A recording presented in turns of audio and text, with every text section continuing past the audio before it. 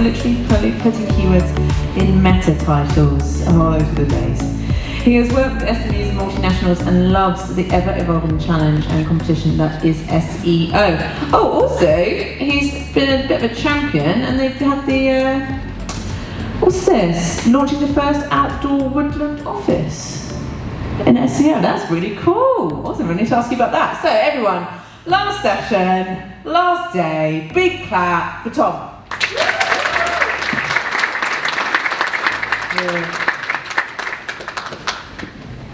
All right, thank you everybody, thank you for staying. Yeah, it's painful when you read out 20 years I've been in SEO, and actually just to prove that I did have hair when I started. And I've done that just so my colleagues know I did have hair once, rather than it's not actually a useful slide. But that's how stressful SEO is. Yeah, the point of today really was, I've been reflecting on clients we've worked with for a long time, and there is technical stuff in it, but it's more slightly sort of taking a step back. If you want to if you're an agency and you want to keep a client for a long time, which is what you do want to do if you want to grow, because the best way to grow is keep the clients and get the new ones, or if you're in-house and you want to get buy-in of a senior team for a long-term strategy, of which we know SEO is, it's not a short-term thing. I was reflecting on the clients we've had for over 10 years, we've had a few clients for quite a long time. I was reflecting, why is that? What have we done to keep them? And ones we haven't kept, why have we not? And I just thought that might be interesting to share, actually, sort of mistakes we've made and things we've learned along the way. And I think it's a bit of a whistle-stop tour. There's a few little technical bits in there, but I'll just keep that simple because these two are far cleverer than me and did a great job of covering that. But yeah, I just thought it might be interesting for everyone to think about and to stop for a while and just reflect on that. And I think one of the main things I realised, and actually I apologise, because probably, is anyone else as old as me? Has anyone been involved in SEO or web stuff since 1999? And thank you. Thank you. That means a lot. I won't ask who's been born since 1999 because that might make me cry. But yeah, looking back when we started, to be honest, we didn't really look at all at the competition. And by that, I don't just mean inside SEO, I also mean outside SEO. And the clients we've worked with for a long time, that's where we've taken the time to look at that. And I'm going to share some tools that we use to look inside SEO, but also, I think more importantly, outside SEO. Because the other thing that's helped us keep those clients, besides getting to number one and staying there, is taking the team with us. And I mean taking the stakeholders with us. Because although when you hear all these talks, they make sense to you, they're pretty much gibberish if you chat to the finance director. So there's a few things that I want to run through that I think are helpful with that.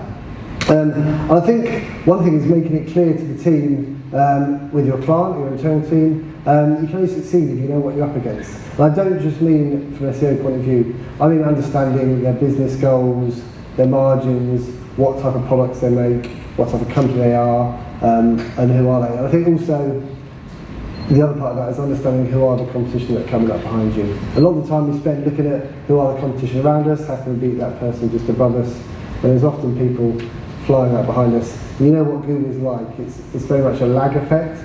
So I think by the time Google's noticed someone's doing good work, or you notice, it's too late. Because Google then notices it and they can jump up above you. It takes time to acclimatise to that, and we've certainly had that when we haven't been keeping an eye behind us. So I want to run through a bit about that, hopefully. And actually at the end of the slide, I mentioned a few websites we use, if I remember, but they're all listed at the end of the slides, which you can download later.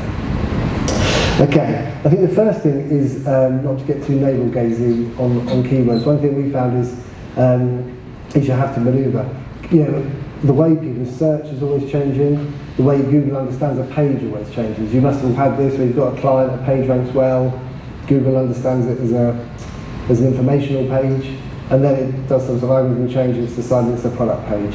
And it's that awareness and understanding that you have to manoeuvre, you don't stand still, which has been key, I think, to the clients we've kept a long time.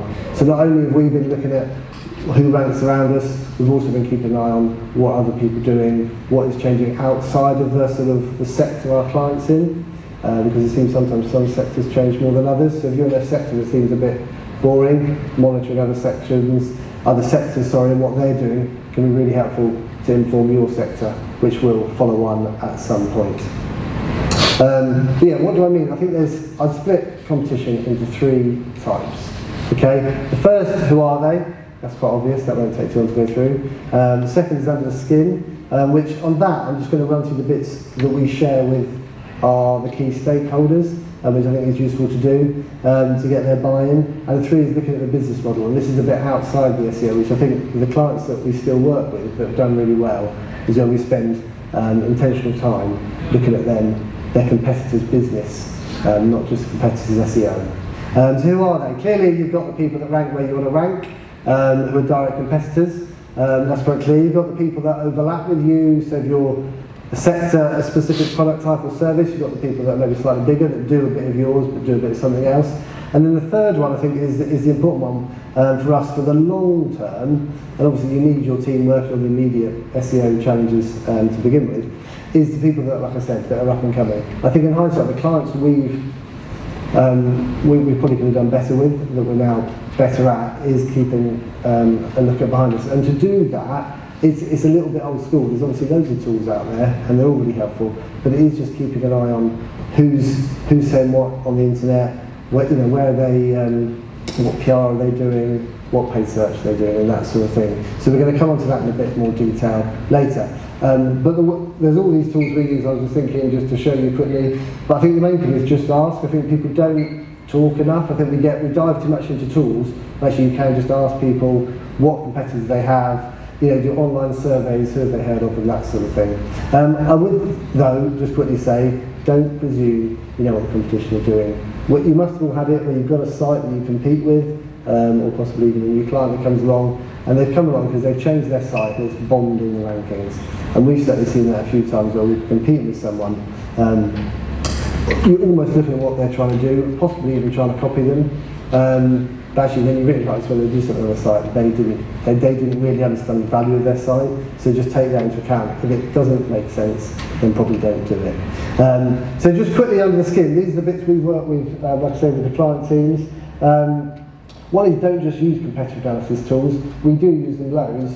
We've got a couple of teams that live and breathe them. But I think also we just use common sense and other marketing channels and have input from other marketing consultants outside of SEO to inform us of what is going on in the market, who is talking, who is out there, because actually they don't rank, but they're doing brilliant things somewhere else, that they will rank at some point. So the point there is, don't just use those tools. Although the tools we use just out of interest, which probably everyone uses, are things like your Screaming Frog, your SEO Rush, and that sort of thing. But I'm just saying, if that's all you use, I would stop and think about it. And I think the challenge we've noticed is, I think with Google, because we know there's the X hundred factors of how you rank, everything can look like a tick box exercise. So if you're not careful with SEO, you have your audit, that we audit the set things, we look at those and we just look at our website and the competitors in the same way. Actually, you're not competing with Google, you are competing with the people that are your competition. If it was a bricks and mortar shop, you'd be a bit more brutal about it. I think sometimes we focus on trying to understand Google, but actually we should be trying to focus on understanding our competitors as much as understanding Google. I think we had the point earlier, which was brilliant, was keyword clusters, not keywords. I think you get the vanity SEO, I don't know if anyone's got that. We've got a few clients that there's a couple of keywords that want to rank for just because their competitor ranks for it, but it doesn't drive any value. I think the thing we found for the long run is finding the keywords that drive value. And by value, I don't mean traffic, I mean profit. I mean working with clients to understand if they'll share it with you, but if you want the long-term relationship, they have to profit by service or by sector or by product, and then linking that to your keyword strategy. Because often people go for the vanity or the high turnover, but that isn't necessarily where the profit is. And the clients we've had for years are the ones where we're sort of part of the team. You get to know, and if you can get this data, you put it all into a sheet alongside the Google Sheets we were looking at in the first talk, which was amazing. I'm just going to watch it at a third speed. Obviously I'm going to watch it next time. But putting that in, because if you can link keywords to the competitors and then profit, that's where we found the niche. And I don't know if anyone here does this, you're crazy enough to do this, but I do this with some clients. We've done like a profit share scheme as they grow, because we've clearly missed out there. But you can obviously use the tool to scrape their site and look at their internal linking strategies and then map it out, but please then do link it to money. because that's how we stay long term. Again, usability is the same. Google's always talking about, GA4 has done that a bit with its terminology, understanding how people engage with the website. Again, this helps bring the CDT in when you're trying to explain a long-term strategy, or you want a budget for a new website. If you can map out the competitors, their usability, and how they work against yours, we found that really helpful with getting buy-in to get the client to a new website. Not that we do it, but to work as an agency to do it.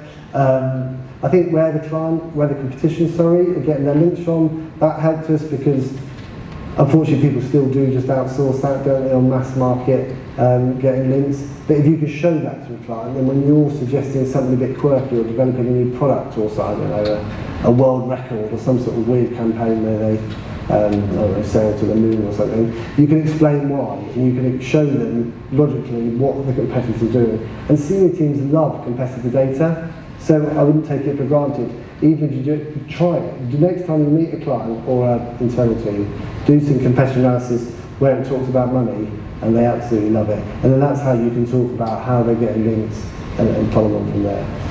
Website technology is key. Again, we've sometimes, fortunately, sometimes we've been caught out, but just looking, using things like built with and those sort of Appleize and those sort of tools, looking at what technology people use for a site, because they've got an old CMS, but they're doing quite well. That's an opportunity, because again, we've seen clients just, not clients actually, competitors tank when they change their website. So if it's an old CMS, you keep an eye, and then we do that.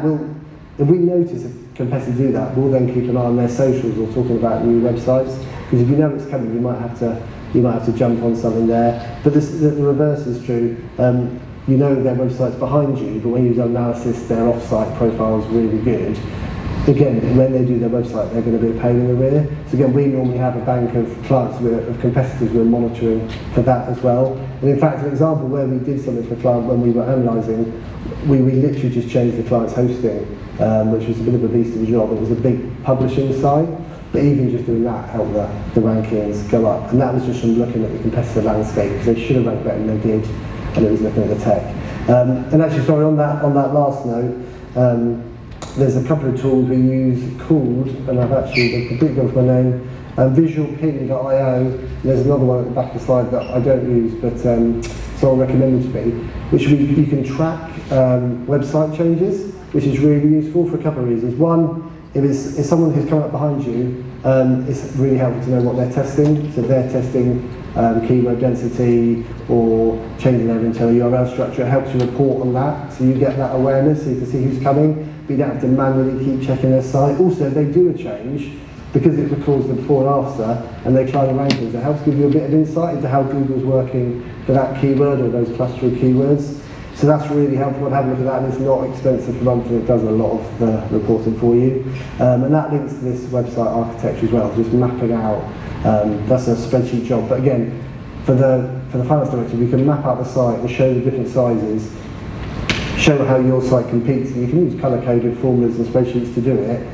It just helps you communicate with why your site's struggling. What they do with content is an obvious one, but again, that helps doing that, explaining that to clients. It doesn't matter if they are spending in paid media, but again, if they're using like SpyFu or SEMrush to target this sort of stuff, really helps you understand where they might be pushing a particular product or a particular category of products. Now, it might be because they're struggling, but it might be because there's really good profit there. So again, we'll come on to this in a minute, but then you want to look at their finances, them as a company, and is there something they're trying to do there, and can you learn from that? And actually, fundamentally, who on our SEO team is really important to know, because if they've got really techie people, or they've got people that just love creating video, that gives you an idea of their long-term strategy, because what we're trying to do is we're trying to think, how can we keep a client for 10 years? That's obviously, it's much more cost effective to keep a client and you get a new one, and it's much better for the client. Because actually, we all know with SEO, it's like a snowball, isn't it? Like I was said in the first session this morning in the big auditorium. Once you get there, it's easier to stay there. So again, what are they team like? Because some of our strategy is thinking, 1, 2, 5, 10 years ahead. So I would have a look on LinkedIn, and if they change, if they've got a high turnover, that gives you an idea that stuff's not going well. So if you keep going on them, you'll catch them up. But I think the final bit that we found really interesting is looking at the business model and what do we mean by that. And what we're trying to do here is work out, is the company thriving or are they just trying to survive? Okay, and this helps into your long-term contract, but helps you well, it helps you speak to the stakeholders and get buy-in, because really they just worry about KPIs. And like I said earlier, we've tried to be more strategic with some clients where we do link target performance to profit, which is quite hard to do, but again, it just gets you being part of the team. So I would recommend, there's a risk to that obviously, because then they probably analyse you a bit more, but again, as you partner with clients, and it helped us get through COVID actually, because we've all been quite open about what we were doing and what we were trying to target, what the profits were, that really helps. And all this data helps as well. So you're trying to look at the financial picture, and I'll run through some tools we use in a minute, but you're trying to understand of the main competitors, and this works for small or large companies, but how many assets they have, what cash have they got in the bank, are they growing year on year, and you can get all this data without having to break into their offices. You know, are they taking investment, have they borrowed money in the last couple of years, and is that for growth, or is that because they're struggling? All this really helps with the long-term plan and getting buy-in from the senior team. The websites we use, this is a selection here. Company's House is actually free to use, and it's a bit manual, but you can put the company's limited name in there, pull down the reports, and you have to export them and combine them. But that's a brilliant way of just looking at the things I just mentioned. Plimsoll does it automatically, but you have to pay for it. But it also pings you alerts if a competitor you're monitoring, or one of your client's competitors, has a bad year or a good year. And again, that's really helpful because you can look at why and what part of the company that might be struggling. And company checks are hybrid of the two. It's a bit cheaper than Plimsoll, but it does again do the credit checks. And we found these reports really helpful when we're trying to explain to clients what they're up against. And their competitors suddenly throwing money on paid, but you can see they borrowed money to do it, or likely they borrowed money to do it because they borrowed a lot of money. Then they're either on a growth plan, or they're just trying to survive. And that does impact your strategy for the long run, because you might be, if your assets are strong, you might be able to literally grind them out. So we use that quite a lot when we're trying to explain to a client what our strategy is. I think what's happening in the market is important, and there's tools for this as well. I'll run through these, but what you're trying to do here is communicate with the client how you're doing outside of how the SEO is helping the bigger picture. And this is really helpful in COVID as well, actually. But you'll look at all these websites, I look at all of them. ft.com is the cheapest, that's like £35 a month, but it's only really for bigger companies, and it's super manual. But the others, there's unbelievable number of reports you can get about how your market, and you can dial in by country and quite specific sector, almost like by product type, what the market's doing and how the different companies are doing, and who's taking investment, who's doing well, where the growth is outside of SEO. And we've actually linked that to a tool we developed that we call the Google market share, which is of our clients and competitors, their sort of Google market share overlaid on top of the financial data that we know. Because some people here must have had that COVID impact where their client or their website did way better because of COVID. But now, perhaps, it's still doing really well, but not as well as they'd hoped because it hasn't kept that same growth curve. And we've had a couple of clients like that. But by now, to show them the data of what's happening in their industry, in search and outside search, that's really helped them sort of buy in, continue with our long-term plan, because we can show that their market share is enlarged, even if it seems like the income hasn't got up as far as they wanted. And then in fact, Mintel, if you're interested, and I would recommend you at least look at some of these sites. I contacted them and they've offered a 10% discount for anyone, and there's a discount code at the end. But it's worth it. You can just buy a single report, you don't have to sign your life away. But that's really helpful with understanding, like I say, what's happening in the market. And I'll come back to that in a minute again as well. USPs, just if your competitors have better USPs than you, you're in trouble for the long run. That's all I'd say on that one. So just check the USPs against yours, and if it's your client and they haven't got a USP or it's rubbish, then you need to work with them on that, and that's where the bigger picture comes in. You have to work with the marketing team. Again, with clients that we've had that they're not boring products, but they're not exciting products. We've had to then work with them to develop a USP or to do something that gets that, because I find good USPs make it much easier to do quality SEO. And evaluate trends. This has been a big part, and that's where using some of the tools on the previous slide I mentioned, like Nielsen's come in.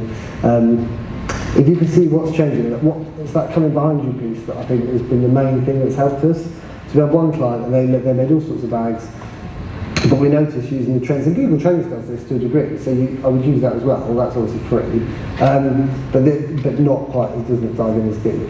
But we noticed this is a few years ago now, so this is like pre the bag tax, but we can see more people were looking for and were buying across the market sort of eco bags, slightly growing, not massively, but just to protect it, we obviously then worked with the client, explained this, and then they started developing other products that were more eco-based. We then developed the pages and an off-site strategy to go with it, and then it just blew up when the tax came in. And everyone knows it's easier to get there when there's less competition, but it's hard to get there, isn't it, when it's already an established marketplace. So I would just say that's the brilliant news. That's really helped us. You have to write it down. You almost need it on the wall. You need like your competitors written on the wall. Not that you're going to have them as a dartboard, but everyone needs to know who they are, and you need to just map out all of this data. And we've actually done it normally with Google Sheets and pull it into either Google Data Studio or something, just to try and show we've just colour-coded for clients. But you have to be that intentional about it. Just some quick things to consider.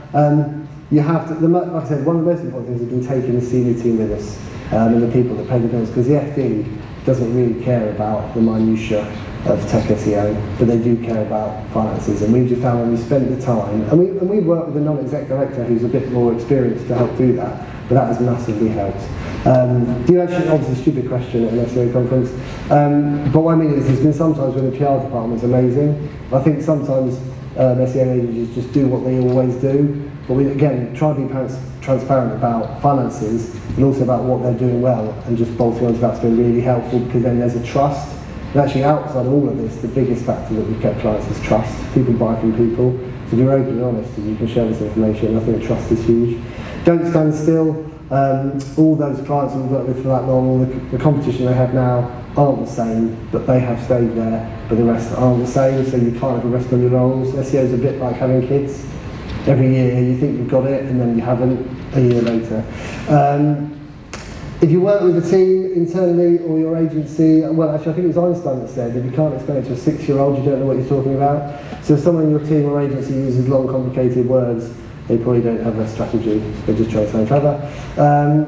Yeah, and thank you. Hope that's been helpful. Just a quick overview and some reflections of what I've realised helped us keep some of our clients for 10 years. Thank you.